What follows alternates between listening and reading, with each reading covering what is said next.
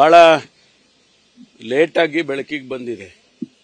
ಡಿಸೆಂಬರ್ನಲ್ಲಿ ಮತ್ತು ಜನವರಿನಲ್ಲಿ ಆಗಿರ್ತಕ್ಕಂಥ ಘಟನೆ ಅದು ಯಾರಿಗೂ ಗೊತ್ತಾಗಿಲ್ಲ. ಆಮೇಲೆ ಅವ್ರು ಯಾರು ಎಲ್ಲೂ ಕಂಪ್ಲೇಂಟ್ ಕೊಡೋದಾಗ್ಲಿ ಅಥವಾ ಹೇಳ್ಕೊಳ್ಳೋದಾಗ್ಲಿ ಮಾಡಿಲ್ಲ. ಈಗ ಬಂದು ಕಂಪ್ಲೇಂಟ್ ಕೊಟ್ಟಿದ್ದಾರೆ. ಇಮಿಡಿಯೇಟ್ ಆಗಿ ಅವರು 5 ಜನರನ್ನು ಕೂಡ ಅರೆಸ್ಟ್ ಮಾಡಿದ್ದಾರೆ. ಮುಂದಿನ ಕ್ರಮ ಕಾನೂನಿನ ಪ್ರಕಾರ ಏನು ಕ್ರಮ ತಗೋಬೇಕು ಪಾಕ್ಸೋನಲ್ಲಿ ಬಂದರೆ ಅದನ್ನ ಕಮಿಷನರು ಅಥವಾ SP ತಗೊಳ್ತಾರೆ. ಹೇಮಾವತಿ ನಾಲೆ ಸರ್ ಯಾಕೆ ಇಷ್ಟೊಂದು ದೊಡ್ಡ ಇದಾಗ್ತಾ ಇದೆ ಸರ್? ಒಂದು ರೀತಿ ರಾಜಕೀಯವಾಗಿ ಕರೆದು ಒಂದು ಸಭೆ ಮಾಡಬಹುದಲ್ಲ ಸರ್? ನಾವು ಸಾಕಷ್ಟು ಸಭೆಗಳನ್ನು ಮಾಡಿದ್ದೀವಿ. DCM ಅವರು ಮಾಡಿದ್ದಾರೆ. ಇದು ತಾಂತ್ರಿಕವಾಗಿ ನಾವು ಸಮಿತಿ ಮಾಡಿ ಸಮಿತಿಯಿಂದ ವರದಿ ತರಿಸ್ಕೊಂಡು ಆನಂತರ ಕ್ರಮ ಮಾಡ್ತೀವಿ ಅಂತ ಹೇಳಿತ್ತು. ಅದರ ಪ್ರಕಾರ ವರದಿ ಬಂದಿದೆ. ವರದಿನಲ್ಲಿ ಕೂಡ ಇದು ಏನು ತೊಂದರೆ ಆಗೋದಿಲ್ಲ ಅಂತ ಹೇಳಿ ವರದಿ ಕೊಟ್ಟಿದ್ದಾರೆ.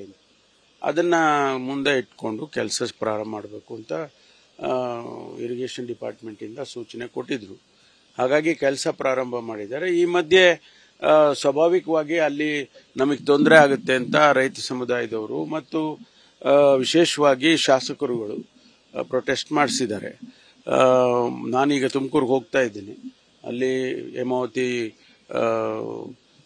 ಅಧಿಕಾರಿಗಳನ್ನು ಕರೆದು ನಾನು ಚರ್ಚೆ ಮಾಡಿ ಅದನ್ನ ಸರ್ಕಾರಕ್ಕೆ ತಿಳಿಸ್ತೇನೆ. ಆಮೇಲೆ ಹಾಲು ಮತ್ತೆ ತರಕಾರಿ ಅದನ್ನ ಮಾಗಡಿಯಲ್ಲಿ ಮಾರಾಟ ಮಾಡೋದಕ್ಕೆ ಬಿಡಲ್ಲ ಅಂತ ಹೇಳಿ ಬಾಲಕೃಷ್ಣ ಅವರು ಹೇಳಿದ್ದಾರೆ. ನನಗೆ ಗೊತ್ತಿಲ್ಲ. ಇಷ್ಟೊಂದು ದ್ವೇಷದ ಮಟ್ಟಿಗೆ ಅಲ್ಲ, ಅದು ನನಗೆ ಗೊತ್ತಿಲ್ಲ. ಒಬ್ಬರೊಬ್ಬರು ಶಾಸಕರುಗಳು ಸಂಯಮದಿಂದ ಹೋಗ್ಬೇಕಾಗ್ತದೆ. ಆದ್ರೆ ಆ ರೀತಿ ನನ್ಗೆ ಗೊತ್ತಿಲ್ಲ. ಅದು ಹೇಳಿಕೆ ಬಂದಿರೋದು ಅದನ್ನ ನೋಡೋಣ. ನೋಡ್ಬೇಕು. ನಾನೀಗ ಅದಕ್ಕೆ ಹೋಗ್ತಾ ಇದ್ದೀನಿ. ನ್ಯೂಸ್ ಫಸ್ಟ್ ನಿರ್ಭೀತಿಯಿಂದ ನಿಮ್ಮ ಪರವಾಗಿ.